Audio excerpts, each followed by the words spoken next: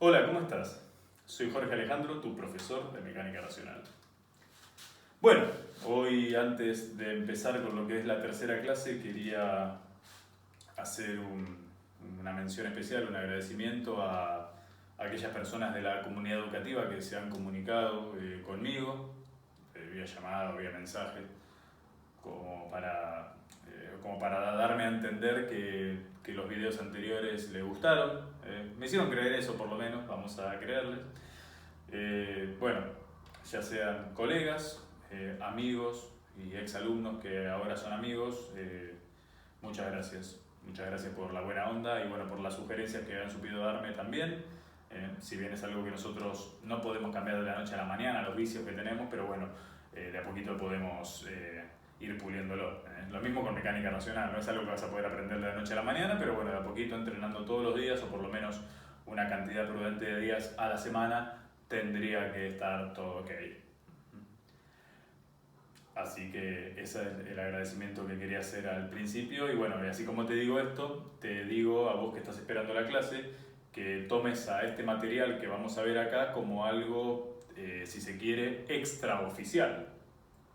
Porque si vos te fijás en mi cuenta donde subo los videos, es una cuenta personal, no es algo representativo de la casa de estudio.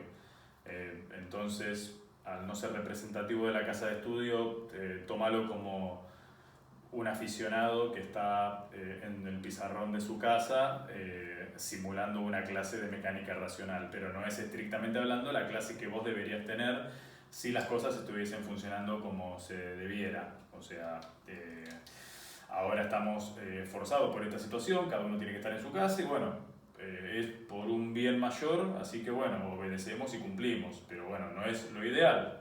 Entonces, al no ser lo ideal, cada quien busca las herramientas que más le parecen prudentes como para poder solventar ese inconveniente y trabajar desde su casa de la manera que pueda. Bueno, yo encontré esta. A ver, no la descubrí yo, tomé algunos ejemplos de colegas y traté de desarrollar mi propio estilo. Así que de vuelta, espero que sea de tu agrado, pero que no lo tomes como algo oficial, simplemente tomalo como un material de consulta o una segunda opinión también si estás en otro curso. Por supuesto que seguís siendo bienvenido o bienvenida, pero bueno, tomalo como una segunda opinión, no como algo oficial. Así que bueno, considerado eso, podemos empezar. Eso era lo que quería decir. Bien, nos había quedado, habíamos empezado en realidad con lo que es cinemática del punto material, habíamos desarrollado las coordenadas cartesianas y pasamos para el sistema intrínseco, el sistema que se mueve con la partícula, y habíamos desarrollado que aquí estaban las componentes tangencial y normal del vector de aceleración, la velocidad siempre tangente a la trayectoria, por lo tanto la máxima expresión del vector debe acompañar a la componente longitudinal o tangencial y la aceleración debe tener composición en tangencial y normal. Así que eso era lo que habíamos llegado la clase pasada. Habíamos desarrollado algo del radio de curvatura también y todo eso, pero bueno, en esencia lo que es el sistema intrínseco habíamos llegado ahí, pero sin embargo dijimos que se llamaba triedro, el triedro de Frenet, o sea que faltaba una de las componentes. Y bueno, respetando la terna dextrógira, si hacemos, para encontrar la tercera componente, podemos hacer el producto vectorial de la tangencial con la normal, que nos va a dar saliente al pizarrón, en este caso aplicando la regla de la mano derecha, y se la conoce como componente binormal. Componente binormal, ¿sí? Componente binormal como el producto vectorial del versor tangencial y el versor normal. Si nosotros recordamos que el versor tangencial sale de la relación del vector velocidad y el módulo, bueno, ya tenemos una parte por lo menos resuelta. ¿Sí?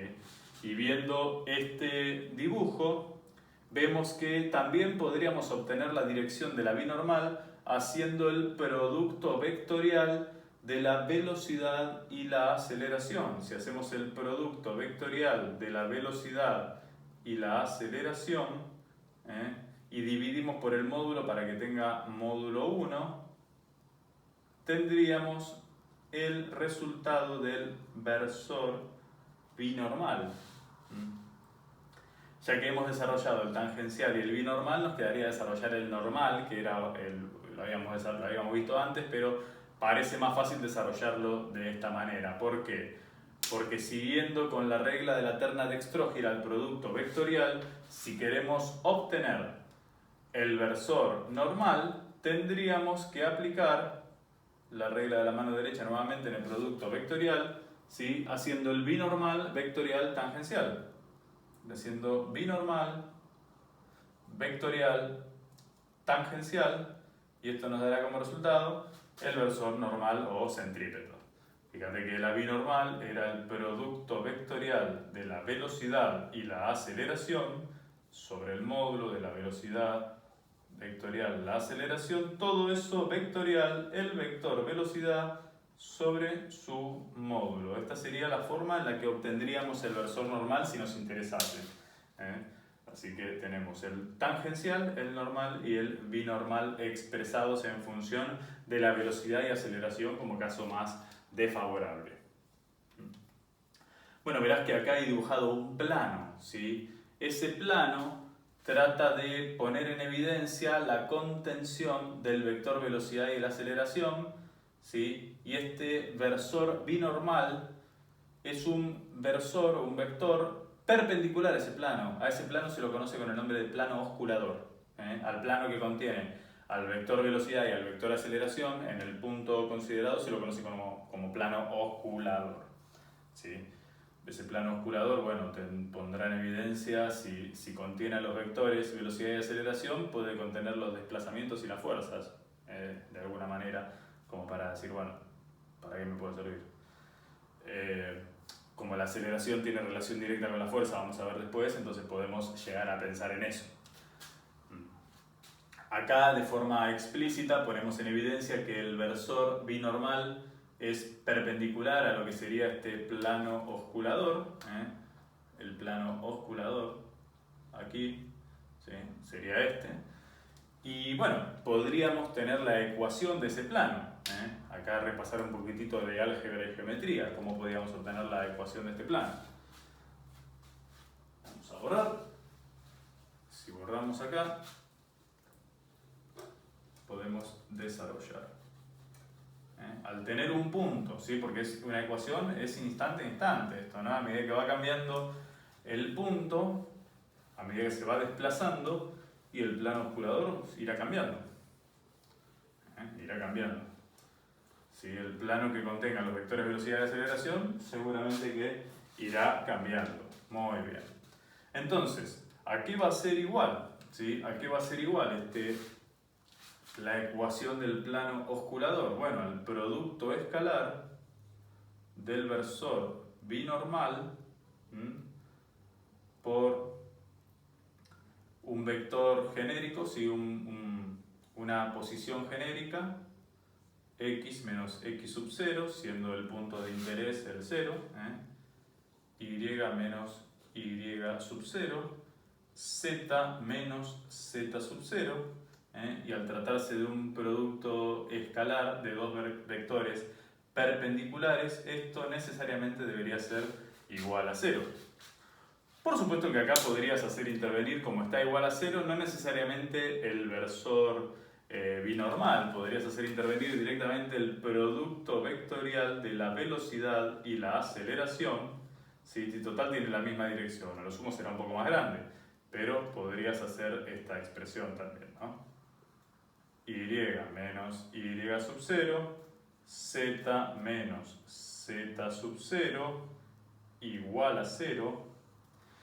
Y bueno, aquí nos quedaría la ecuación que nosotros conocemos, pero ya por el despeje. En términos generales quedará una ecuación de un plano. La ecuación de un plano, recordamos que será a por x más b por y más c por z más d igual a 0. Siendo a, b y c las componentes x, y y z de la binormal, en forma proporcional. ¿Sí? Por ahí no es exactamente, porque ahora estás haciendo velocidad vectorial de aceleración, pero en forma proporcional serían las componentes de la binormal, ¿de acuerdo? Bien, entonces esta sería la ecuación del plano osculador, y este sería el plano que tiene al vector binormal como perpendicular. De esa forma podríamos obtenerlo fácilmente, un plano que contiene al vector velocidad y al vector aceleración, ¿de acuerdo? Bien. Bueno, con el sistema de referencia intrínseco triedro de Frenet está concluido el asunto, así que vamos a pasar, después de la pausa que te vamos a dar ahora mientras estoy borrando, al sistema de referencia radial transversal o coordenadas polares. Es un sistema de referencia en el plano, pero después puede extrapolarse al espacio. Ahí volvemos.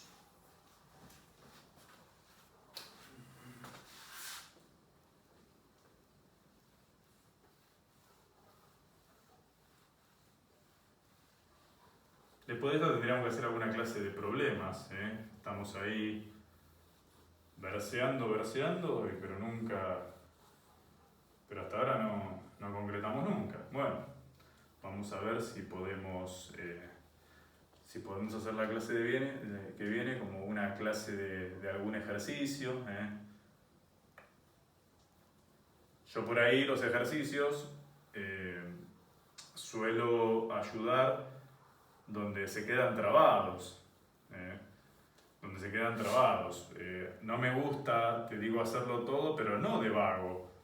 No me gusta hacerlo todo porque si no es como que vos no trabajás. No te lo tomes personal. Digo vos en general. Entonces es como que no están acostumbrados a trabajar, por eso me gusta sacarte del pozo, pero que después sigas vos. ¿Sí? Entonces eso es lo que suelo hacer cuando hago clase de ejercicios.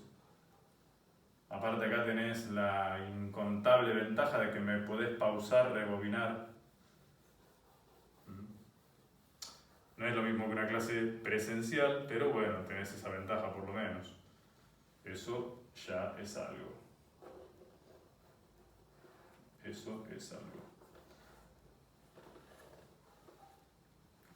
Hoy me está costando borrar más que otros días.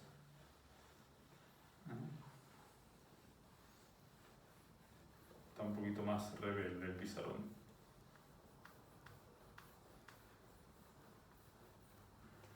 Muy bien. Bueno, no quedó una maravilla, pero se puede seguir escribiendo. Y nos falta la parte difícil. Vamos por acá.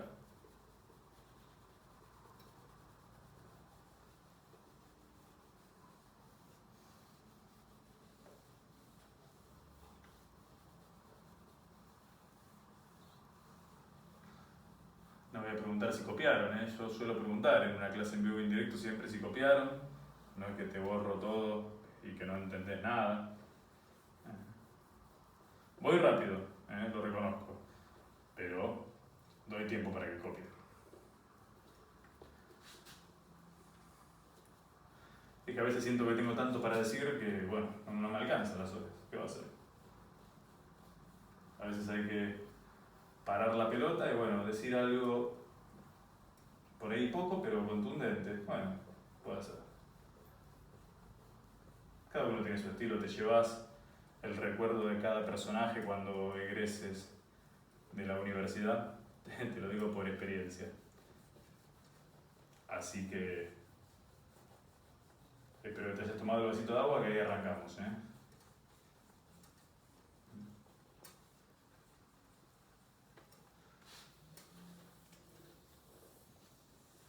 Muy bien. Perfecto. Ahora sí, vamos a arrancar con el nuevo sistema de referencia, para tratar de estudiar el movimiento del punto material, pero el nuevo sistema de referencia. Vamos a llamarlo sistema de referencia radial transversal o coordenadas polares. Radial transversal o coordenadas polares.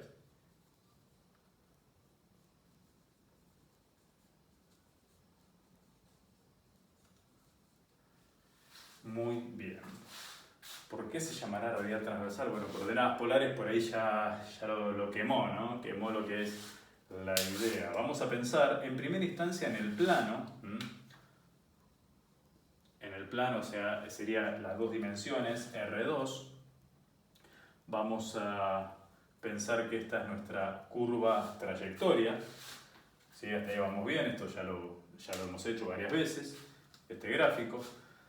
¿Cómo mide este sistema de referencia la posición? Bueno, este sistema de referencia mide la posición con la distancia a un punto. ¿Sí? Con la distancia a un punto O. La mide con la distancia, ¿sí? Mide la posición con la distancia. Y bueno, igual me podés decir, bueno, pero acá falta algo, porque si a mí me dicen, qué sé yo, 7 metros. Y bueno, la pregunta obligada, 7 metros, ¿para dónde? ¿No? Acá la ventaja que tenemos es que estamos en el plano, así que no se nos puede ir en el espacio, pero 7 metros, ¿para dónde? En el plano. Si vos agarrás todos los puntos que distan 7 metros de este, vas a tener una circunferencia. Entonces, está claro que la distancia no aporta toda la información, necesitamos alguna componente más. Bueno, ¿cuál es esa componente? Y una referencia angular, ¿sí? No tiene por qué estar horizontal, por cultura general, siempre crecimos con la idea de que tiene que estar horizontal, la referencia posicional 0, pero no tiene por qué en realidad, ¿no? Pero bueno, vamos a ponerlo como para... Así, bueno, 0 grados o 0 radianes. Respecto de esta referencia, lo que estaríamos haciendo es medir el ángulo. Entonces, ahora sí, con la distancia y el ángulo podemos ubicar perfectamente en el plano al punto que nos interesa. Con esas dos condiciones. Ahí estamos. No me salió muy bien, pero bueno, vos podés hacerlo un poquitito mejor. A esta distancia la vamos a llamar ρ, este punto R. Y a este ángulo, ¿sí? En función de su referencia, lo llamaremos θ. Algunos autores lo llaman phi, pero bueno, cuando vamos escribiendo rápido a la carrera, a veces ρ y phi se confunden porque a este le metes una colita de más, al otro le metes una colita de menos, y termina apareciendo la misma letra. Entonces, por eso prefiero utilizar dos que son bien definidas, distintas, como para evitar ese malentendido, llegado el caso. Así que tenemos que definir al vector posición, tendríamos que definir en este sistema de referencia al vector posición con esta nueva información. Con esta nueva información, bueno, R menos O. ¿Cómo lo definimos? Lo definimos con ρ. ¿Sí? Con ρ, y le tenemos que dar un carácter vectorial, porque eso es un escalar. ¿Sí? Entonces, lo que se define es la dirección radial, que es la dirección con la que acompaña al radiovector. ¿Sí? A esta dirección se la conoce como radial. ¿Sí? Entonces, nuestro vector posición será ρ según la componente radial. Por supuesto que en general se suele dar que ρ suele depender de θ, ¿sí? Porque si no decís, ¿dónde está el ángulo? Como me estás diciendo que esto solamente depende de ρ, ¿no? También depende del ángulo, pero bueno, el ángulo está implícito, porque ρ suele depender del ángulo θ. Entonces ahí tenemos al vector posición, ¿sí? Aparte, considerando que este versor radial es un versor que es siempre, como su nombre lo indica, radial al sentido, a la dirección del radiovector. Si nosotros nos ubicamos aquí arriba, el versor radial tendrá esta forma, radial en la posición 1. Acá tendríamos a R1 y este podría ser ρ sub 1, como para darte un ejemplo. El radial siempre es saliente, no tiene la obligación de ser saliente, pero por lo menos mantener la dirección de la distancia, mantener la misma dirección de donde estamos midiendo la distancia de diferencia entre los dos puntos. Entonces ese sería el versor radial. Y de esa forma podríamos ubicar al vector posición. Y acá queda como que, bueno, está bien, ese es el vector posición. Y yo me acuerdo que vos me dijiste la primera clase que el vector velocidad es la derivada del vector posición respecto del tiempo, y me dijiste que esta expresión vale para cualquier sistema de referencia, entonces tiene que ser válida también para esto que estamos diciendo aquí, si no, no me sirve el sistema de referencia. Bueno, será válido. A ver, para empezar tenemos que meter la derivada respecto del tiempo de ρ según la componente radial, ¿no? Y bueno, tenemos que aceptar que este puede variar y este puede variar, por lo tanto aquí tendremos la derivada de un producto. Si tenemos la derivada de un producto, este problema ya lo hemos resuelto, en realidad no este, sino uno parecido, cuando intentábamos obtener las componentes intrínsecas del vector aceleración. Pero podemos resolver la derivada de producto de esta forma. A ver, derivada de ρ respecto de t según la componente radial más ρ por la derivada de la componente radial respecto del tiempo.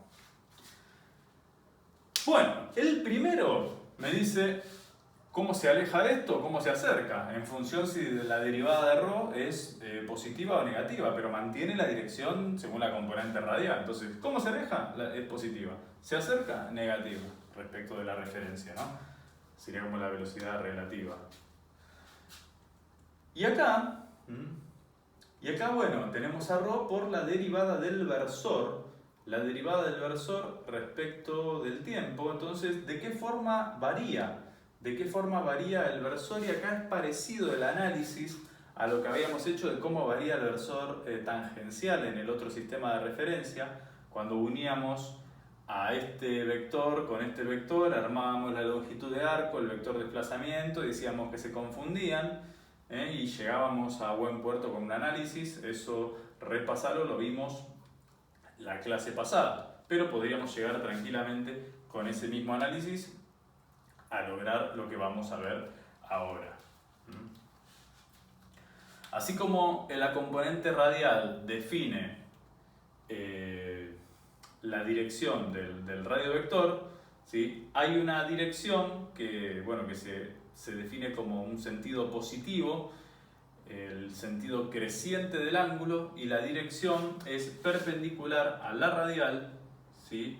Y se la conoce como componente transversal, ¿sí? Transversal, bueno, perpendicular a la radial, y su sentido es positivo dependiendo del crecimiento angular. Aquí la componente transversal puede atravesar la curva, no tiene por qué, no tiene la obligación de ser tangencial, es otra cosa.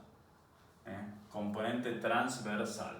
Componente transversal se maneja de esa manera y define el crecimiento angular, como que marca la dirección y el sentido del crecimiento angular en función de este sistema de referencia. Entonces, te invito a hacer un análisis recurriendo a las coordenadas cartesianas, pero porque son fáciles de entender, porque ya estás con cierta experiencia en ese tema. Por eso sugiero que podamos hacer el análisis en cartesianas como para poder abordarlo. Supongamos que estos son los versores I, J, y acá tendríamos al versor radial, que no se me caiga el pizarrón, y al versor transversal también, ¿no? Tendríamos a los versores, y aquí tendríamos al ángulo θ. Y aquí tendríamos al ángulo θ. La idea de este razonamiento es tratar de expresar a los versores radial y transversal en función de los versores I, J de la terna cartesiana, de la referencia cartesiana, perdón. Entonces, el versor radial, ¿sí? El versor radial tendrá sus componentes según x e y de la siguiente manera, ¿no? Coseno de θ según x, o el versor y, más seno de θ según j, y la componente transversal, que sería algo novedoso, tendrá componente negativa según el seno del ángulo para x y componente positiva según el coseno del ángulo para y. Eso es lo que nos define ahí. A nosotros nos están pidiendo la derivada del versor radial. Entonces podríamos hacer la derivada podríamos hacer la derivada de este versor. Podríamos hacer la derivada de este versor y ahí te vas a dar cuenta de algo bastante piola, que si recordás lo de la clase anterior, te tendrías que dar cuenta. Pero bueno, para no meterte presión, mientras yo borro esta parte, trata de hacer la derivada del versor radial. Respecto del tiempo, por supuesto, ¿no? Que es lo que estamos necesitando. Sistema radial transversal. Bastante útil, ¿eh? Bastante útil. Uno dice, ¿cómo me complico la vida? Pero vas a ver que es muy útil una vez que lo aprendes. Es un sistema de referencia muy útil. Acuérdate que la derivada del coseno es menos el seno, el ángulo, por la derivada del ángulo respecto del tiempo, porque es una función de función, o sea, no podés dejar eso así nada más. Tenés que hacerte cargo de que es una función de función. Si es una función de función, tenés que abordarlo como tal. Bien, si es una función de función, entonces una derivada, la derivada del versor radial respecto del tiempo nos va a dar igual a ¿qué cosa? Bueno, la derivada del coseno respecto del tiempo es menos el seno por la derivada del ángulo. Y esta será más el coseno por la derivada del ángulo, pero eso lo vamos a sacar afuera, la derivada del ángulo como factor común. Y los versores I y J permanecen constantes en dirección, así que no lo vamos a hacer entrar en la derivada. Pero será entonces menos el seno de θ según el versor I más el coseno de θ según el versor J. Todo esto por la derivada del ángulo respecto del tiempo. Y bueno, si mirás un poquitito, el principio y el final del pizarrón, nos queda que nos dio aquí la componente transversal. Entonces esto ya nos da una idea, ¿no? Nos da una idea que un versor que es móvil, su derivada respecto del tiempo es el versor perpendicular multiplicado por la derivada de θ respecto del tiempo, como en el caso anterior que había dado de forma similar. Pasa que ahora la derivada de θ respecto del tiempo sí es de carácter operativo para nosotros, a diferencia del sistema intrínseco donde tendríamos que dejarla expresada con la velocidad y el radio de curvatura. Aquí sí es importante dejarlo expresado de esta forma porque θ era dato en nuestro sistema de referencia original. Entonces su derivada respecto del tiempo es algo de interés para nosotros. Ya basta de verso, voy a terminar reemplazando acá.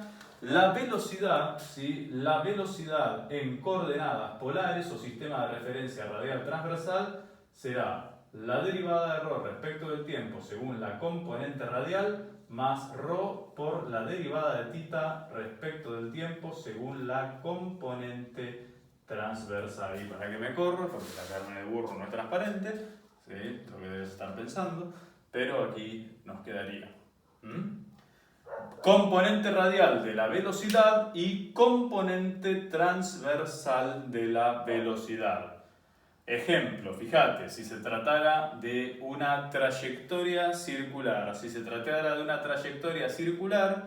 por ejemplo, no tendríamos derivada de ρ, porque el radio es constante. A medida que se va desplazando sobre la curva, el radio sería constante, siempre y cuando el origen del sistema de referencia esté en el centro de circunferencia, ¿no? Si vos tenés una trayectoria circular y el origen no está en el centro de circunferencia, todo esto es un quilombo. Se puede hacer, pero te trae algunas dificultades. Y vos vamos a hacer algún ejercicio como para que te des cuenta y te caiga la ficha sobre ese tema. Pero suponete que tenés una circunferencia, y el centro de circunferencia es el polo, el origen de nuestro sistema de referencia, la derivada de ρ te tendría que dar 0, porque la trayectoria es circular y el radio permanece uniforme. Pero este no te va a dar 0. Este no te va a dar 0, te va a dar r por la derivada de θ respecto del tiempo. ¿Y qué es la derivada de θ respecto del tiempo? Es la velocidad angular. O sea que te quedaría el omega por r que has visto del movimiento circular en el primer curso de física. Bueno, acá queda libre si esta derivada puede ser constante o no. Entonces, si esta derivada es constante, te quedará omega por r movimiento circular uniforme. Y si no es constante, bueno, la función que tenga omega, pero te va a quedar en definitiva el omega por r igual. Así que considera eso, y bueno, esta sería la expresión de la velocidad en el sistema de referencia radial transversal. ¿Sí? Sistema de referencia radial transversal. Vamos a borrar acá y vamos a tratar de graficar al vector velocidad como para que te quede. ¿Sí? El vector velocidad para que te quede, bueno, ¿cómo tendría que ser? Bueno, vamos a borrar acá. ¿Sí?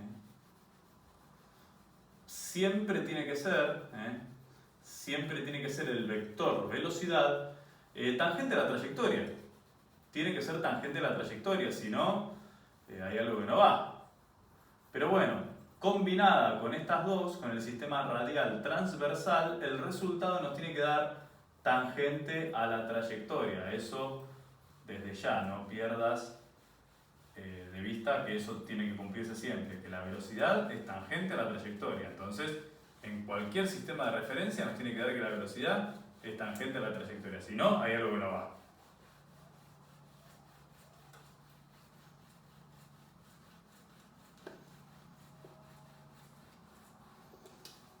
Excelente, ahí estamos. Bien, vamos a ver cómo sería la curva, ¿no? Si tratamos de reproducir lo que vimos antes y tendríamos por acá el polo, por acá la referencia posicional angular y aquí estaríamos con el punto R, si se quiere, el punto R sí, podría ser por acá. Aquí tendríamos, fíjate, la componente, bueno, este es θ, ¿no? Esto sería ρ. Aquí tendríamos la componente radial y aquí tendríamos la componente transversal. Lo hice exagerado a propósito como para que te quede claro que no tiene que nada que decir, que transversal no es tangencial. Como para que te quede claro eso, lo hice exagerado a propósito. Pero el vector velocidad, suponiendo que viene para que se desplaza en sentido hacia arriba, y el vector velocidad es tangente a la trayectoria. Tiene que ser tangente a la trayectoria siempre. Tiene que ser siempre tangente a la trayectoria. Entonces, de acá vos podrías decir, ¿sí? A ver si no me quedé corto con el pizarrón, pero que acá tendrías la composición, fíjate. Tendrías la composición, aquí tendrías la componente transversal de la velocidad y en esta proyección tendrías la componente radial de la velocidad. Entre las dos deben componer vectorialmente a... Bueno, ahí me quedo más o menos, pero sería que todos vectores deberían sumar ese. ¿Sí? Y esta es la componente radial de la velocidad, sería esta, y la componente transversal sería esa. O sea, está más que justificado. En el análisis nos debería dar de esta forma. Entonces, dado nuestro sistema de referencia, en este caso nuestra componente radial sería negativa, porque el ρ se está achicando, ¿sí? Porque viene hacia arriba. Y nuestra componente transversal sería positiva porque θ se está agrandando.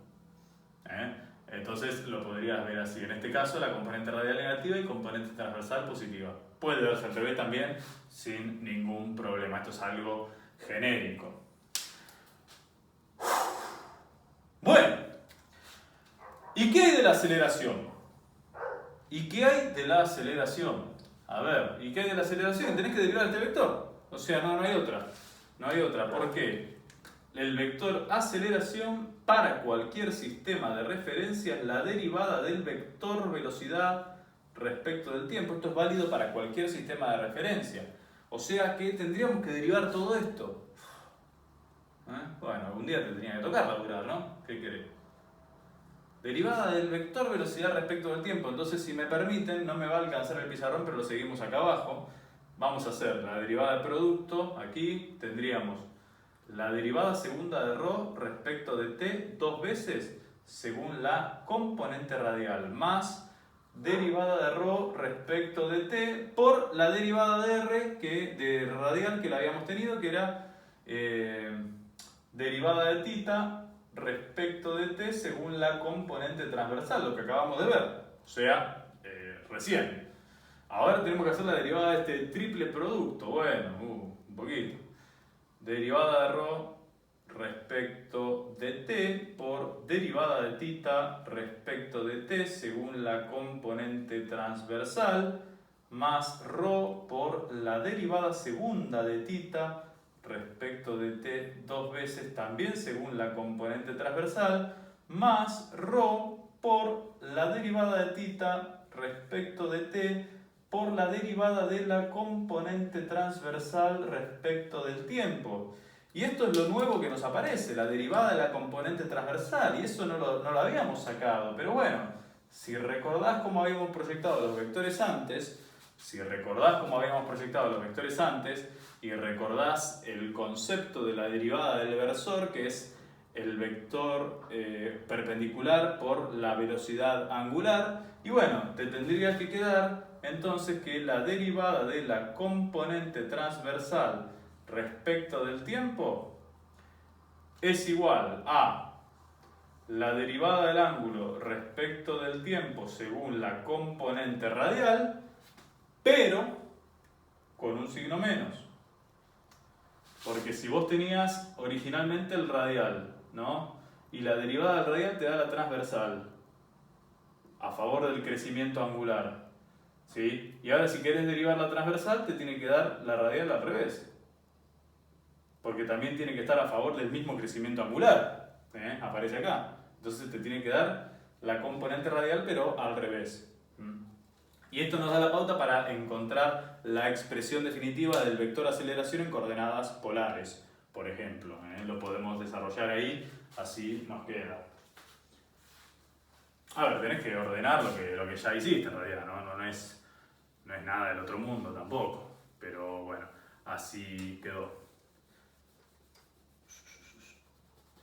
¿Cómo nos queda el vector aceleración? ¿Cómo nos va a quedar el vector aceleración? Y es una expresión extensa, pero lo podemos abordar sin problema, yo creo. A ver si me alcanza hasta ahí del pizarrón, sí, me tiene que alcanzar. Bueno, vos fijate, esto tiene que ordenarse. Hay tres componentes, ¿sí? Hay dos componentes que tienen que ver con lo radial, ¿sí? Esta y también esta, porque esta derivada del versor nos devolvía la componente radial cambiada de signo. Así que hay dos que tienen que ver con lo radial. Y después todo lo demás, por ejemplo, este término es igual a este. O sea que este va dos veces. Y después aparece este también. O sea, es una expresión extensa, pero es potable, no es que explota el mundo.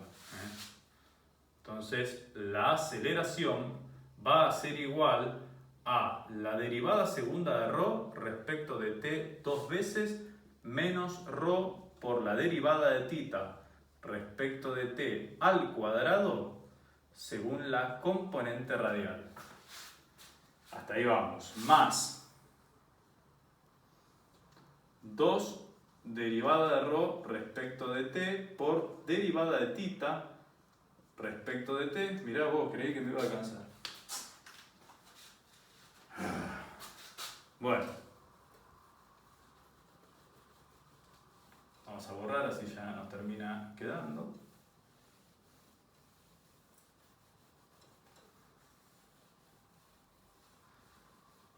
Nos queda un término, ¿no? Porque hasta ahí tenemos estos dos, más este. Más ρ por la derivada segunda de θ respecto de t dos veces según la componente transversal. ¿De acuerdo? Entonces, ahí tenés la expresión de la aceleración radial. ¿Sí? Esto sería la aceleración radial. Radial. Cosa. Y este sería la aceleración transversal. Este sí. Y esta es una de las expresiones más largas de la materia. Las expresiones más largas de la materia, a ver, está comparado con otra que aparece en cinemática del cuerpo rígido, pero bueno, no hay mucho más extenso que esto en realidad. Si quisiéramos abordar este mismo problema, pero al espacio, estaríamos en presencia de las coordenadas cilíndricas. ¿Sí? Estaríamos en presencia de las coordenadas cilíndricas y estas coordenadas se comportarían como un híbrido entre las coordenadas polares y las coordenadas cartesianas. Vamos a desarrollarlo, dale. Vamos a tener que borrar otra vez. Bueno, yo tengo letra grande en general, pero bueno, ahora también como que para que pueda capturar, ¿no? Para que se pueda capturar bien la resolución y que se entienda, si no, no se entiende nada. Así que vamos a desarrollar, anotate como título, las coordenadas cilíndricas, ¿sí? Que sería como las polares en el espacio. Sabes que no tiene mayor misterio en realidad, ¿no? Porque es el mismo análisis que venís haciendo, solamente se le agrega al cuerpo del eje Z, por ejemplo, que es el que te da, es el que le da altura al sistema de referencia o cuerpo. Le agregás el eje Z como para que salga del plano y entonces con eso podés lograr el sistema en coordenadas cilíndricas. ¿Está bien? Aquí vamos a hacer un dibujo representativo de las coordenadas cilíndricas o polares en el espacio y vamos a ver que a los efectos de las cuentas termina siendo lo mismo, no nos termina aportando algo de color nuevo, solamente que tiene el eje Z en el análisis. Y bueno, por superposición, el eje Z es un eje independiente en el análisis de todas las coordenadas polares, entonces al ser independiente en el análisis de todas las coordenadas polares, lo único que tenemos que hacer es agregar Z al final. Agregamos Z al final y el tema queda resuelto. Ahora vamos a ver cómo, vas a ver que no es nada grave o nada complicado esto. Por supuesto que tiene que mantener la ortogonalidad, entonces Z va a ser perpendicular al versor radial y al versor transversal. Considerando eso, no habría problemas mayores. Vamos entonces, bueno, ya el título no se correspondería a las coordenadas cilíndricas, pero te lo dejo a vos. Te lo dejo a vos para que lo hagas. La misma curva a la que estábamos viendo antes, ¿sí? Ahora tenemos la curva en el espacio, ¿sí? La curva que estábamos estudiando antes, en definitiva, era una sombra de la curva en el espacio. ¿Sí? Si es una sombra de la curva en el espacio, evidentemente estábamos influenciados, ¿sí? Vamos a tratar de dibujar aquí el sistema de referencia. No me gustó, vamos a dibujarlo de vuelta. Vamos a dibujarlo de vuelta porque no me gustó en función de cómo está el resto del dibujo. Necesitamos que necesitamos poder desarrollarlo bien. Entonces, vamos a poner en evidencia, supongamos, ¿no? X, Y y Z. Acá tenemos el origen y supongamos que vamos a poner Y hacia arriba, acá, como para que no intervenga, que aquí tenemos a nuestro querido radiovector original, aquí tenemos el ángulo θ, aquí tendremos a ρ. Este punto vamos a llamarlo R1 ahora, porque es auxiliar. Y aquí se proyecta, ¿sí? Este R1 en realidad es la proyección de un punto R en el espacio. A ver si no me quedó. La perspectiva me engañó, pero sería perfectamente perpendicular. Y ahí tendríamos la componente Z, ¿sí? La componente Z para encontrar al punto R en el espacio. Entonces, si quisiéramos determinar respecto de nuestra referencia absoluta el vector posición R menos O, y nuestro vector posición R menos O ahora va a ser igual a R1 menos O más R menos R1, ¿sí? Por suma de vectores. Vamos a llamar a este R1 menos O. Por suma de vectores nos tendría que dar, ¿sí? Nos tendría que dar así. Recordando que R1 menos O es ρ según la componente radial y que R menos R1 es aquí Z según la componente en Z, la componente K. Entonces en las coordenadas cilíndricas el vector posición nos queda expresado de esta forma, ¿sí? Nos queda expresado de esta forma. Por supuesto que su derivada será el vector velocidad, como siempre decimos, para cualquier sistema de referencia vale que es la derivada del vector posición, y acá será igual que las coordenadas polares, pero tendremos que agregarle la derivada de z. ¿Sí? Tendremos la derivada de ρ respecto del tiempo según la componente radial, más ρ por la derivada de θ respecto del tiempo según la transversal, y se le agrega lo nuevo, que es la derivada de z respecto del tiempo según el versor k. Entonces, si es según el versor k, listo, entonces sería la tercera componente, pero fíjate que el análisis es el mismo que en cilíndricas, que en polares, perdón. Le agregás la tercera componente como para decir, bueno, ya estoy en el espacio y le di cuerpo al problema. Y estoy analizando una curva, ahora sí, en el espacio. Es otra cosa. Por supuesto que, bueno, para la aceleración vale todo lo mismo que hicimos antes, ¿sí? Vale todo lo mismo que hicimos antes de la derivada segunda de ρ respecto de t dos veces menos ρ por derivada de θ respecto de t al cuadrado según la componente radial, más, vamos a detenerlo porque estaba bailando, 2 derivada de ρ respecto de t, derivada de θ respecto de t, más ρ por derivada segunda de θ respecto de t dos veces según la componente transversal, y no me entró, no me entró la expresión, así que seguimos aquí abajo. Sería la derivada segunda de z respecto de t dos veces según el versor k. Y esta sería la expresión de la aceleración definitiva en coordenadas cilíndricas.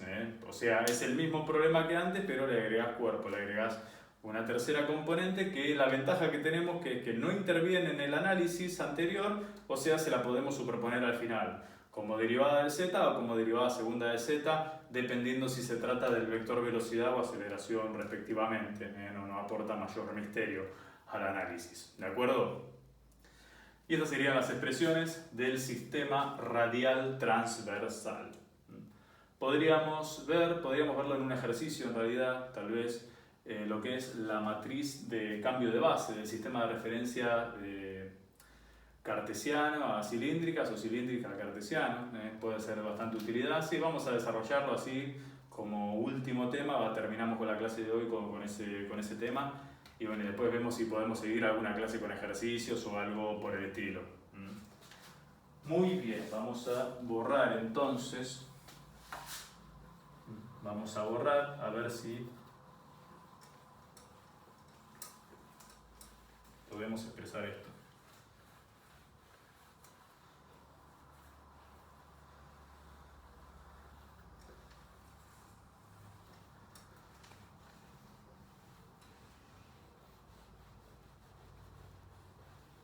Antes pusimos en evidencia la relación de los versores de cartesianas con los de polares. ¿Sí? Pusimos una relación y era una combinación de senos y cosenos.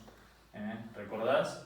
Bueno, y si no recordás, fíjate, o retrocede el video, pero será justicia si recordás eso para lo que tenemos que hacer ahora. Habíamos desarrollado que la componente radial, ¿sí? La componente radial era igual al coseno del ángulo según el versor I más el seno del ángulo según el versor J, y la componente transversal era igual a menos el seno del ángulo según el versor I más el coseno del ángulo según el versor J. Esto ya nos da idea de que podemos tener los versores, la componente radial y transversal en función de la cartesiana, pero podríamos tenerlo en forma de una matriz de cambio de base. Si tenemos un vector en coordenadas radial transversal, le podríamos aplicar esta matriz, si tenemos un vector en cartesianas, le aplicamos esta matriz y nos da como resultado, ¿sí? Un vector en cartesianas, si le aplicamos esta matriz, nos da como resultado un vector en coordenadas polares, o viceversa, ¿no? Aplicando la transformación de la matriz inversa, podríamos obtener al vector en cartesianas si antes tuvimos coseno de θ, la inversa te pasaría el negativo para acá. Repasá inversión de matrices. Qué malo soy. ¿Sí? Por UR y Uθ. ¿Qué es lo que acabamos de escribir? La transformación de cartesianas a polares mediante esta matriz de cambio de base y la transformación de polares a cartesianas mediante esta matriz de cambio de base. Suponete que el vector posición en componente radial transversal en coordenadas polares dijimos que era ρ según la componente radial.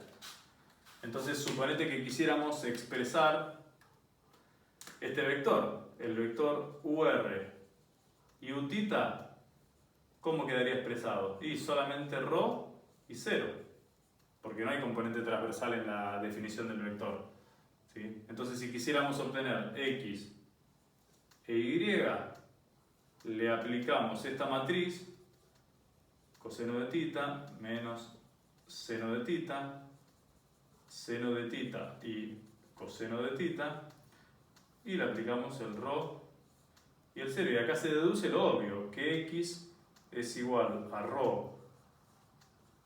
por el coseno del ángulo y que y es igual a ρ por el seno del ángulo. Se deduce lo que vos ya sabías, ¿sí? ¿Por qué digo que ya lo sabías? Porque en realidad, si acá tenés la curva plana, acá tenés ρ y acá tenés θ, y esto es x y esto es y, está claro que la proyección sobre x es ρ según el coseno del ángulo y la proyección en y es ρ según el seno del ángulo, ¿sí? O sea, lo que vos ya sabías de superponer ambos sistemas de referencia te lo devuelve la matriz de cambio de base, como para que tengas una idea de cómo utilizarla. Puede utilizarse para casos más complicados igualmente, y en el caso de que se trate de las coordenadas cilíndricas tenías que hacer esta matriz en el espacio, pero sería redundante porque z es igual a z, ¿sí? X es ρ por el coseno de θ, y igual a ρ por el seno de θ, y en el caso de que aparezca la tercera dimensión, z es igual a z, por lo tanto en la matriz de cambio de base se afecta por el factor 1. Aparece 0, 0, aparece 0, 0 y aparece un 1 aquí. En el caso de que esta matriz de cambio de base tendría que ser de 3 por 3, pero no es completa, por lo que dijimos, porque z no interviene en el análisis, por eso es fácil ponerlo o sacarlo, porque no interviene en el análisis definitivo del movimiento en este sistema de referencia. Así que con esto terminamos el sistema radial transversal. Y te diría que hasta la teoría de cinemática del punto material. Por supuesto puede quedar algún punto, alguna tuerca que ajustar en algo que hemos dado de una forma, valga la redundancia, informal. Por ahí después recuerdo de que algo podríamos darlo mejor. Bueno, tendremos algún anexo al respecto, veremos cómo lo resolvemos. Lo importante es que tengas ahora algo para estudiar y para hacer los ejercicios de la guía de problemas que te he enviado. No es la mejor, pero bueno, he consultado sobre varios libros, así que hay de varios libros ahí, tienen la respuesta al final, así que trata de hacerlas. Está todo como para que intentes hacerla y bueno, y por supuesto que después podés preguntar, no te vamos a dejar en banda con eso, pero bueno, lo importante es que primero lo intentes, si no el ejercicio no se realiza. Así que bueno, es todo por hoy. Seguramente en la clase que viene estaremos haciendo algunos de los problemas propuestos de la guía. Les agradezco nuevamente la atención, espero que haya sido de tu agrado esta clase y bueno, nos veremos en la próxima. Chao.